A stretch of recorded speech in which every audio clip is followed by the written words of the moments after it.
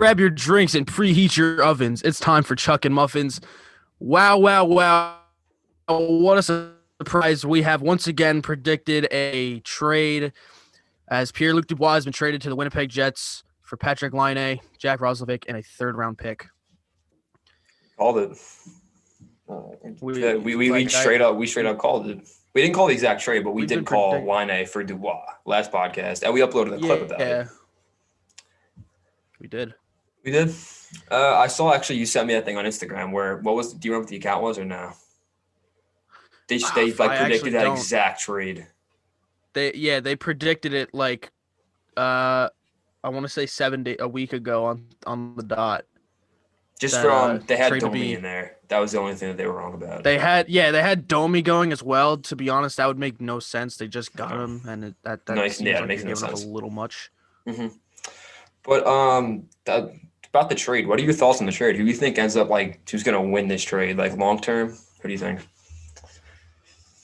I think Columbus won because they. I'd agree with you. To be fair, the reason I don't think it really matters who won is because both places that each player got sent to are desolate and nobody wants to be there.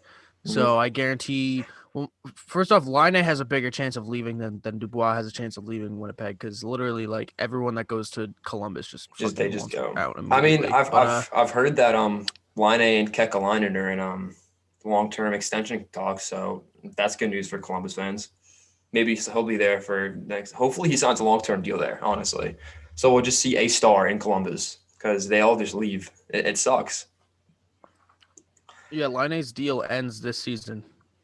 Yeah, so he's gonna have to. He's gonna have to negotiate a new contract. They're like I said, they're already in discussions. What do you think a contract could look like for Laine, AAV wise in term? If we're talking long term, I'm assuming it's gonna be 5 to 7 years in between there, right? I'd say either 5 to 7, or maybe he takes a 2-year deal. That's what I can say. He's only 22. Worst case scenario, they just sign him for 3-4 years, let him come back to RFA, and then deal with it. Or he might take the Austin Matthews route and sign a 5-year deal, takes him right to UFA. He could do something like that too. We never know. I hope Laine sign. I don't know. I think if he signs a long-term deal, I think it could be close to 9, maybe 9.5, just for the potential. And he's already scored 40 goals. He has the potential to score 50, maybe 55. So if I'm Columbus, I want him long term. But I also wouldn't be mad at a 2-year, 3-year deal at maybe 7.5, like a Barzal type contract.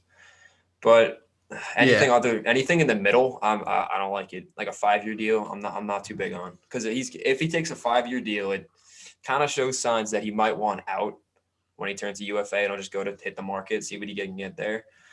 But I don't know. I think Laine will fit in with Columbus, though. I feel like he's a really good fit. He'll definitely be in the top line. How many goals do you think Laine is going to score Columbus? So figuring 50 games.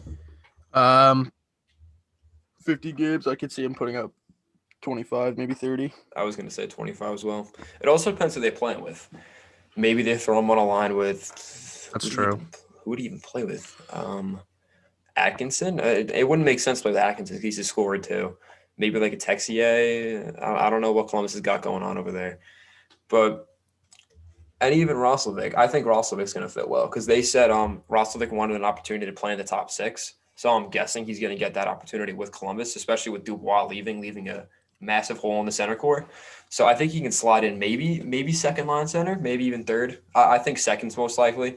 How do you think Roslovic fits in with Columbus?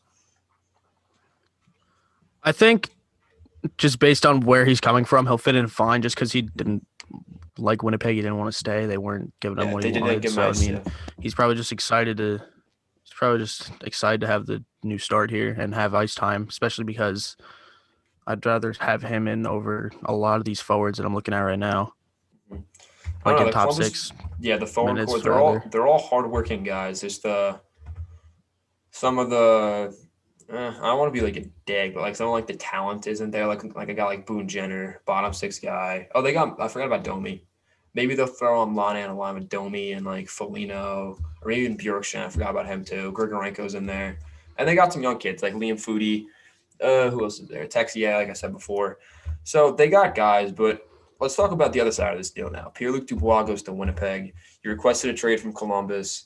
He finally gets dealt to probably the Columbus of Canada, which is Winnipeg. So I find that a little funny. So Winnipeg picked up Stastny in the offseason.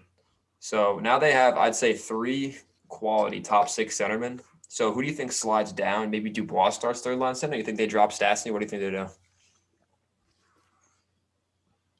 No way you put Dubois on the third line. I feel like you take the That's what I'm veteran saying. who's had his fair share of first line, second line minutes in his entire career. Yeah, you put him on the third line, if anything. Or you find a way around it, maybe shift some guys, maybe You could make always both just of them slide in one of top them to six. wing. Yeah, that's what I'm saying. Yeah, you Because could Laine do was in the that. top 6. There's an open spot in the wing now. Maybe they call up a guy like Vesalainen. Maybe they give him an opportunity in the top 6. I don't know if he made the roster out of camp, but maybe they give him an opportunity. But whatchamacallit, for Dubois, how do you think he fits in with the Jets though? Who do you think he'll play with? How many points do you think he puts up? What do you think he's gonna do? And you think he's gonna stay long? Dubois long term. Well, he's 22, 2 years left. So obviously he goes to RFA. I mean, it depends. I don't think Dubois' problem was with Columbus. I think it was with Torts more than anyone. I don't know. I really don't think it was with Tortorella. I don't know what the problem was. Like before his whole trade request thing, he was getting ice time. Like he was playing first line, power play, everything. But when the trade rumors come out, Tortorella doesn't play him. And like some video comes out that he really like you see that one video of like his like shift where he just kind of just skates around, doesn't really do anything. Yeah, he just clearly Yeah, did not give a shit. he didn't give a fuck.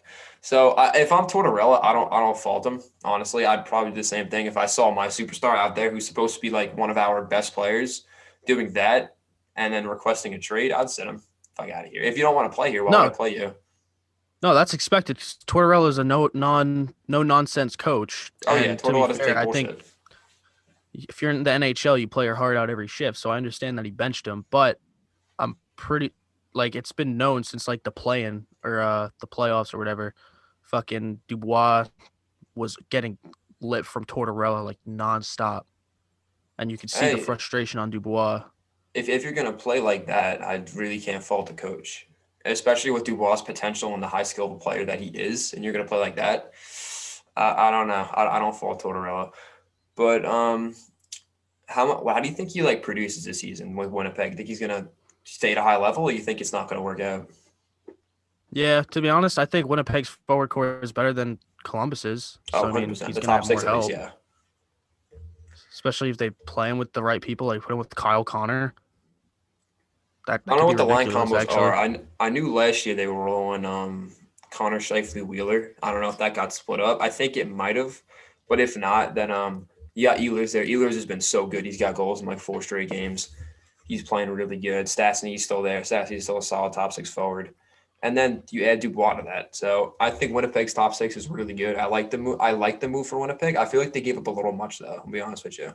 They gave up the They higher did. draft pick forward with the higher potential, in my opinion, and they gave up a top 6 forward. I mean, they got a center. They needed centers, I guess, and Laine. I don't know. If I'm looking at this, just looking at this trade, I'd say Columbus is the easy winner. I don't think there's really any argument for that. Maybe people are high No, on Dubois, but I don't see the argument there. I think Laine's the I better feel like player if it than Dubois. was, yeah, I was gonna say, I feel like if it's Laine for Dubois straight up, they still lose, let alone Roslovic in a Yeah, third. that's what I thought it'd be. I thought it'd be a straight up trade. But I mean, throw Roslovic in there, and they get a third in return. So, I don't think Roslovic's worth a third. Then again, he was an RFA, and he didn't have a contract yet, so maybe his value wasn't very high. But it was like kind of like a Nylander situation. At the end of when Nylander held out, his value wasn't a third round pick. His value was much higher than that because he still produced at a high level the season before that. So I don't know. I think they're all going to fit in well with the teams. It's just whether they're going to stay there long term. I don't know if that happens. So, is there anything else you want to add before we move on, or Um, No, that is pretty much all of it. Fucking Dubois to Winnipeg. We called it. We did. And we We called called Laine it. going back to. We called it. So moving on to another thing that we want to talk about. We're going to talk about Keith Yandle a little bit more. So we talked a lot about Keith Yandle last podcast. We opened it with about it. So Yandle almost lost his Ironman streak because Florida decided that he wasn't a part of the future out of kind of nowhere and almost scratched him. And I don't know. Once again, I don't know what the exact streak is. I think it's 860 something. Don't hold me to. I'm pretty sure it's 860 something, which is crazy. That's over what is that? It's over 9 seasons around that. Over 9 seasons without missing a game, which is just incredible. So Florida almost put an end to that for no reason. And obviously Keith Yandle didn't appreciate that. There was something going around that Yandle was like mistreated by management. Everyone in the locker room was upset about it. They basically made Florida play Yandle. And now Yandle's kind of in some trade rumors because once again, they said he wasn't a part of the future. So some opportunities for Yandle. I've heard Philadelphia. I've heard Boston. That's basically all I've really heard. There's not really many teams that have want to take a defenseman who's aging, who still has term left, who's I'd say a power play specialist, third pair defenseman at this point in his career on most teams. So especially Philadelphia. And Philadelphia, I've heard, is the most likely trade option for Keith Yandle right now. And Eddie, have you heard about this at all or anything or no? Like this trade for Keith Yandle? Yandle, yeah. Or no? Because I want to see if you know the player No, that has been rumored enlighten to me. go. What happened? Enlighten me. No, what is it? Okay, so I've heard that Yandle could be going to Philadelphia straight up for Shane Gostisbehere. Straight up deal. For Ghost Bear? Yeah. I think it's a pretty even deal. I'm going to be honest with you. I think it's pretty even. Well, all right, wait a minute. Two offensive defensemen.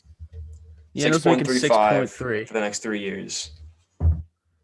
And Ghost is making 4.5 for the next 3 years. I mean, that does save Philly money that they kind of need to save. It does.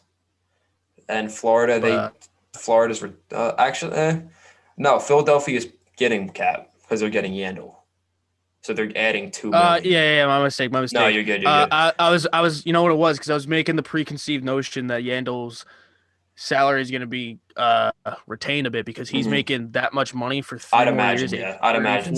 I don't think anyone's going to take him straight up. So yeah, that Gostisbehere's not even on the roster right now. No, he has COVID.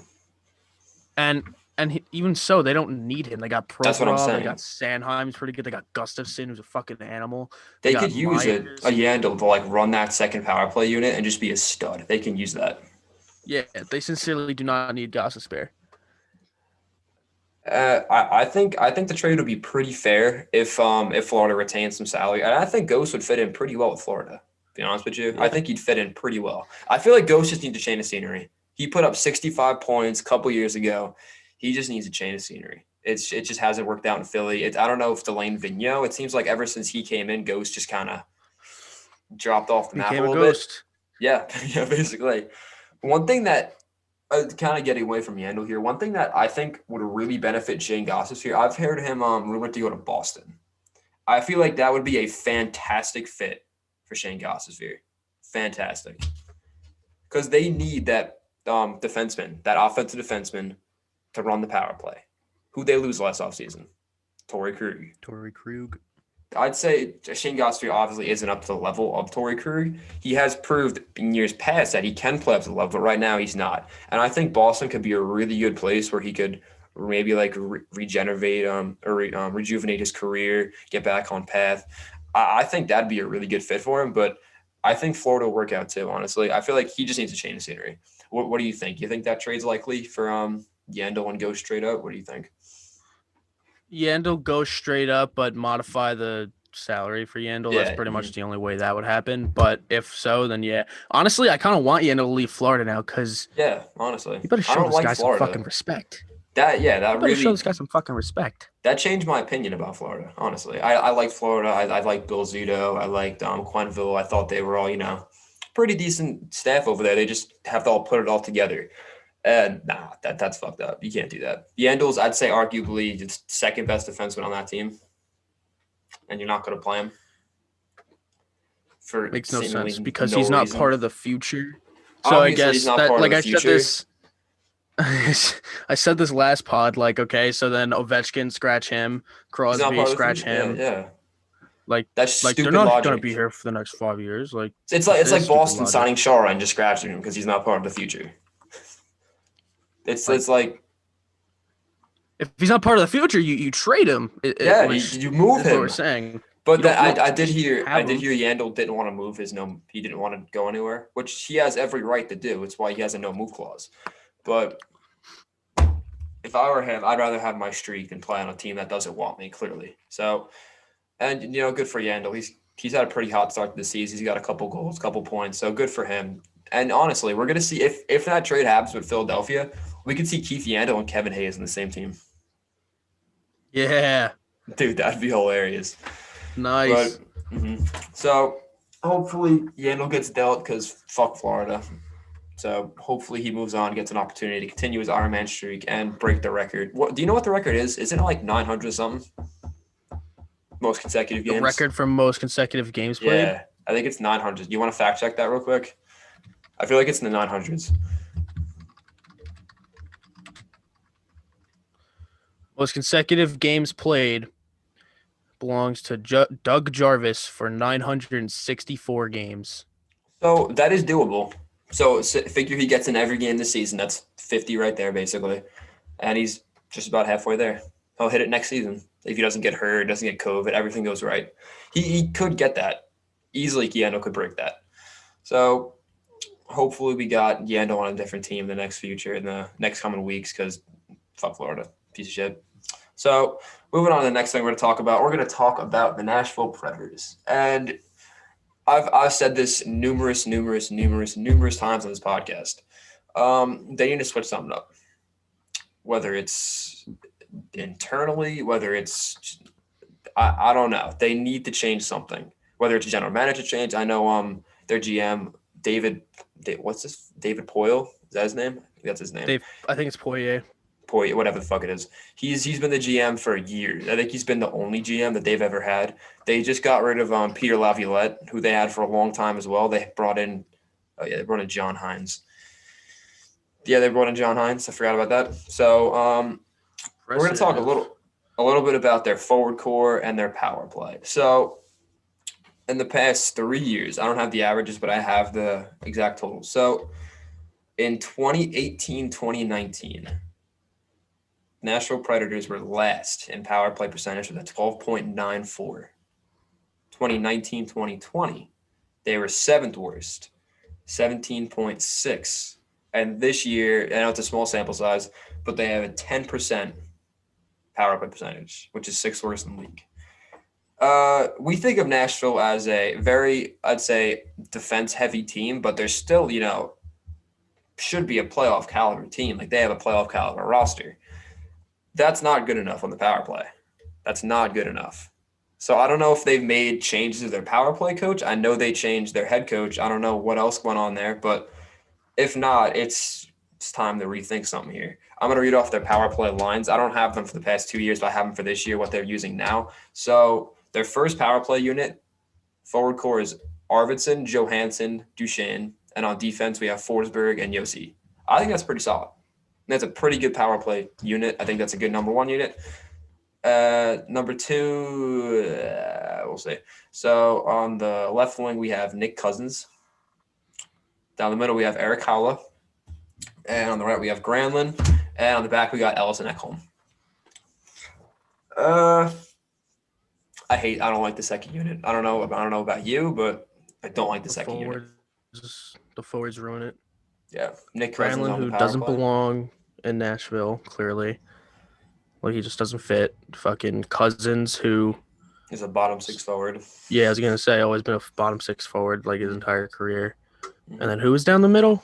Eric Haula, who's not bad. Haula. Right. Okay, Haula's not bad, but oh no, I don't know what it is. You know what I think's missing here? Do you remember a player that it was a lot of hype about? It's like 2 years ago, 3 years ago, even like a year ago. Eli Tolvanen. Oh, yeah. We have not heard about him in a little bit. He's got to be like 23 now, 22. Like he's got to be up there. What's going on? Why is he not getting the opportunity to play in the top He's 6 and on the 21. power play? Okay, so he's younger than I thought. But why is he not getting the opportunity to play on this power play and in the top 6?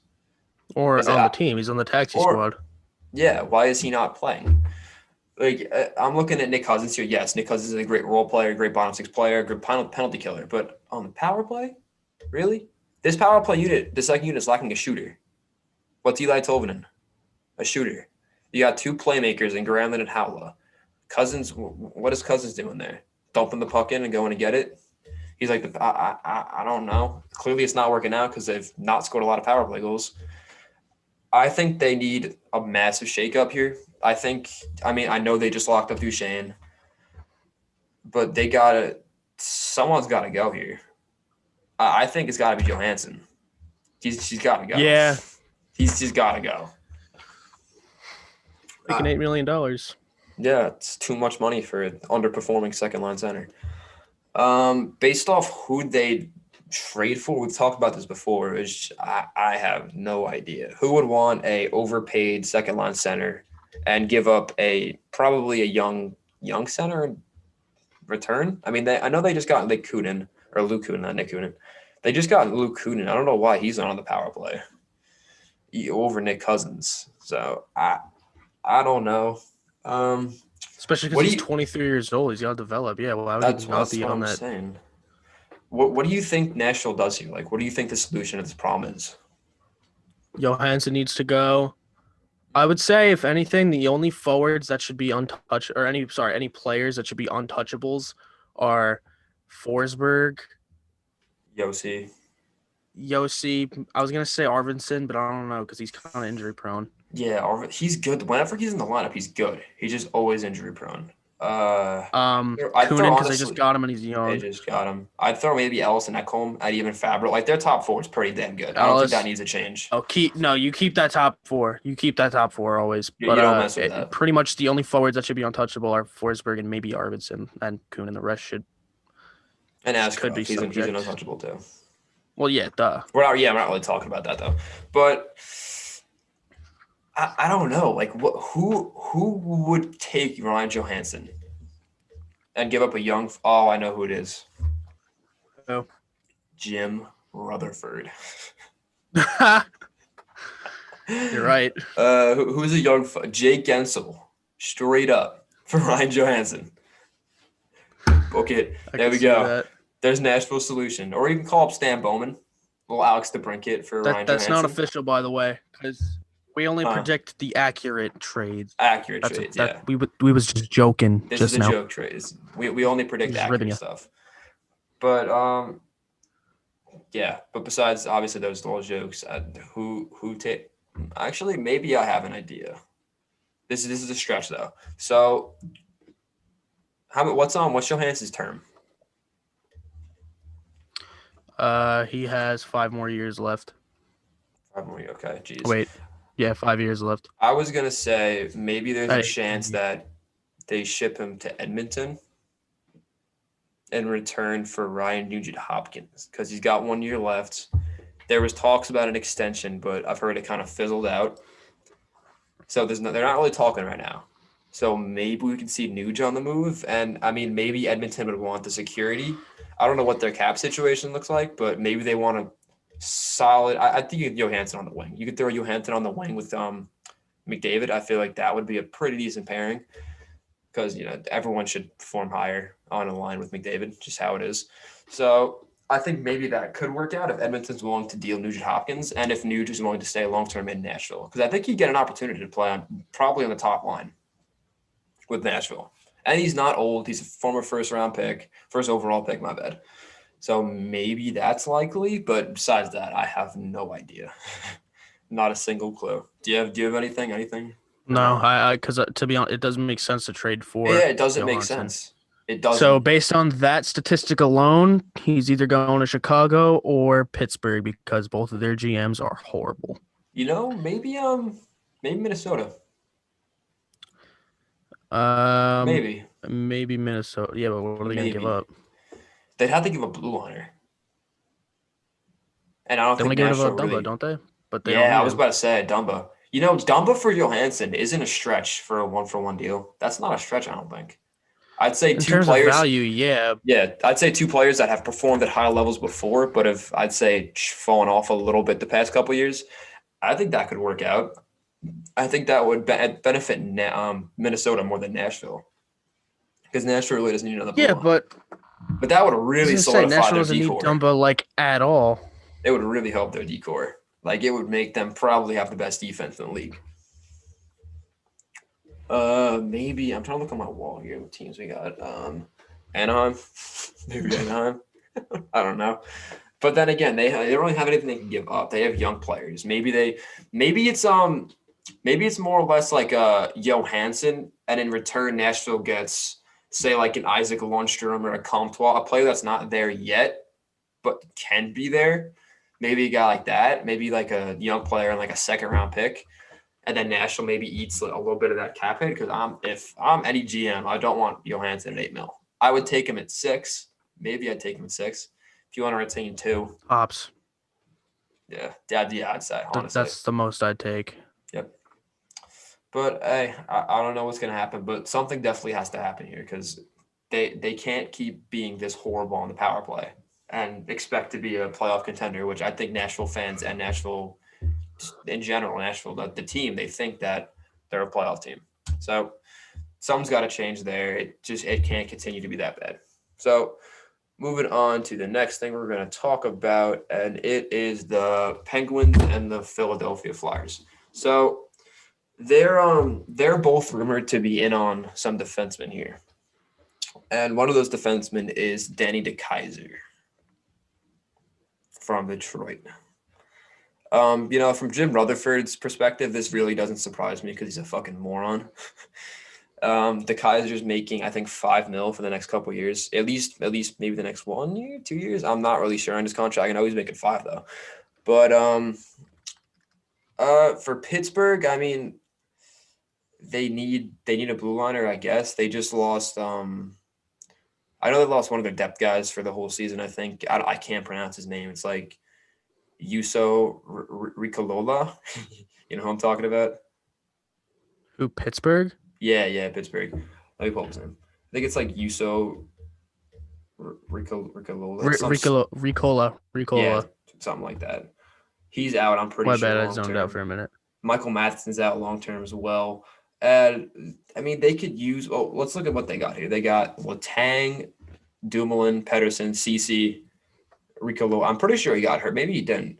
They got John Marino, and that's about it. I mean, if Pittsburgh's thinking about making a run here, they could look at another defenseman. But the Kaiser, I don't know about the Kaiser.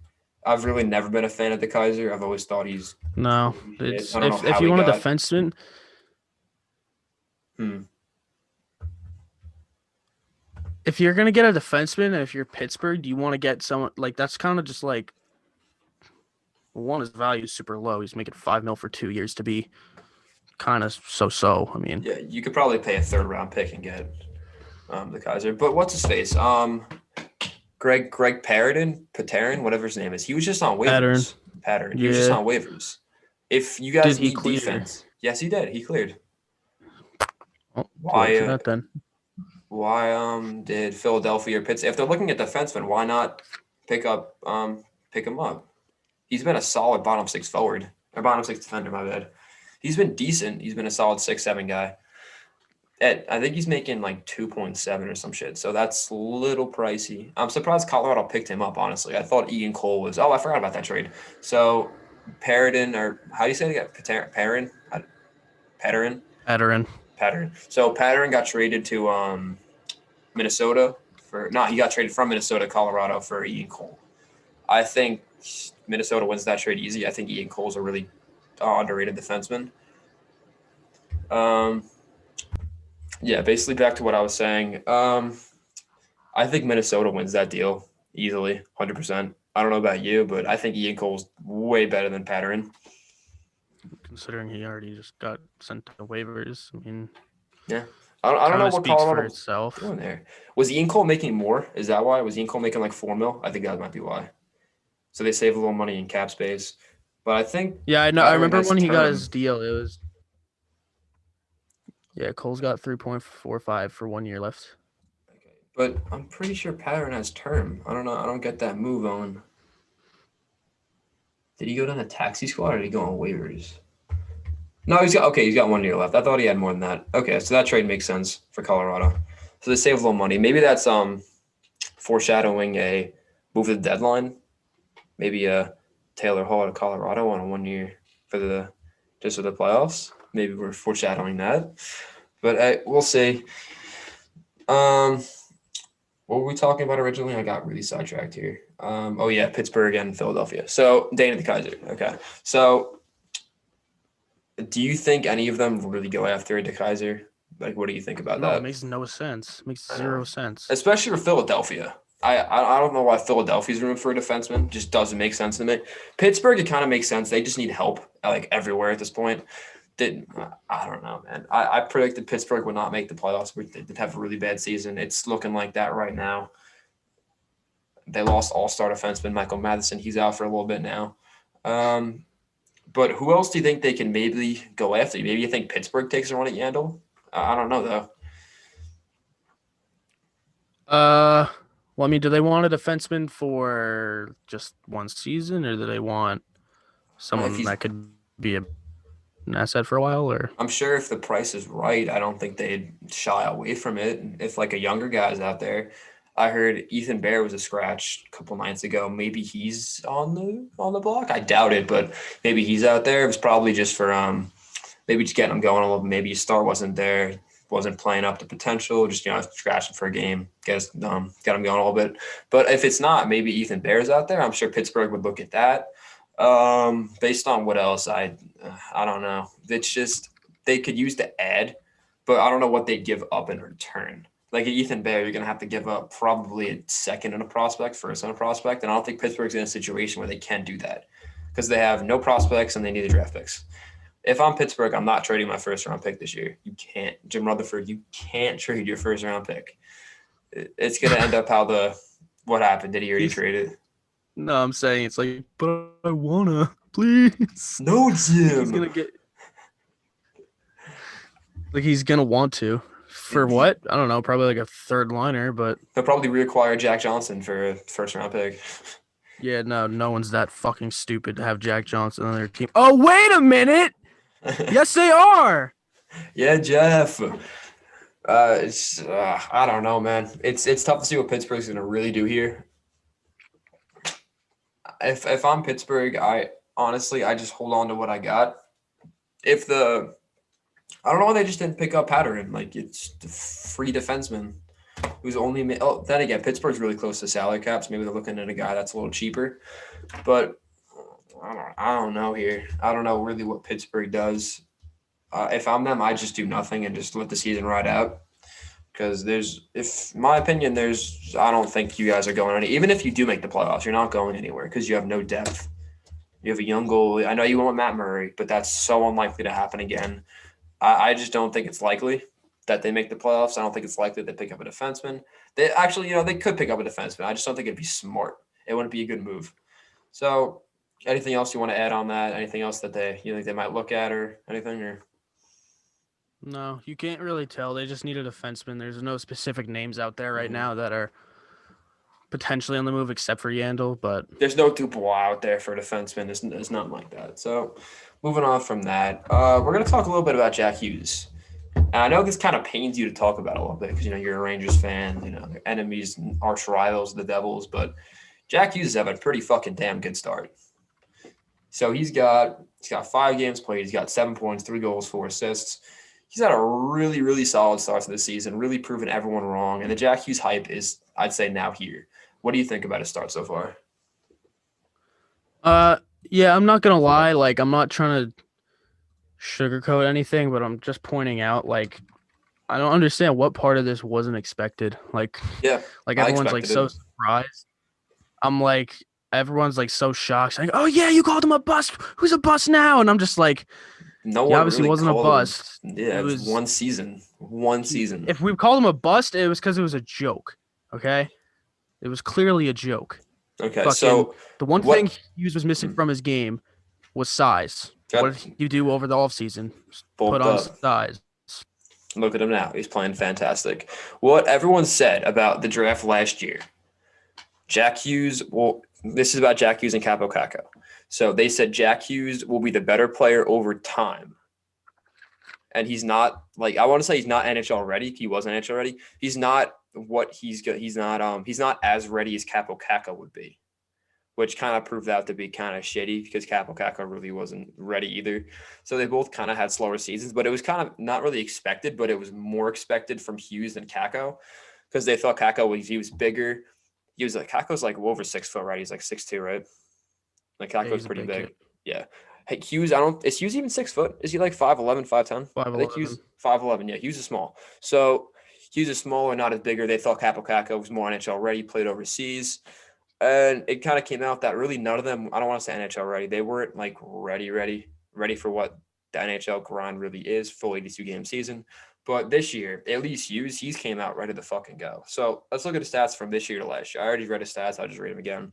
So he's got 5 games played so far. I know it's a small sample size, but he's near, I'd say almost, I don't want to say almost, but he's getting to his point total last year, right? Like he's coming up on it. So he had 3 goals, 4 assists for 7 points this season so far, and he's a +3 so far on a Devils team that really isn't too great. So that kind of says something.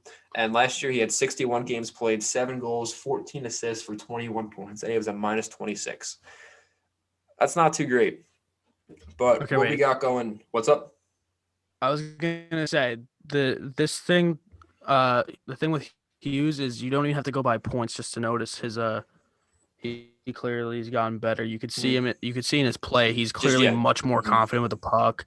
He's always open now. His shooting's gotten a lot better. His vision's improved a lot. I sincerely hate to say it, but he really, really does look really good. And the one thing he had in his game that was missing from his game was the size and the strength, and he put it on. So now he's playing like a first overall pick. It's like Yeah, I think New it's Jersey, pretty. they're going to be a lot more deadly than people thought they were going to be. If they could add like another solid winger to play with Hughes, and if they get Hischier back anytime soon, I don't want to say they could get into the playoffs. I think they'll be competitive though. I think they'll be a factor because when we were making our predictions, we were like, oh yeah, Devils eighth. No, no talk about it. They're not going anywhere.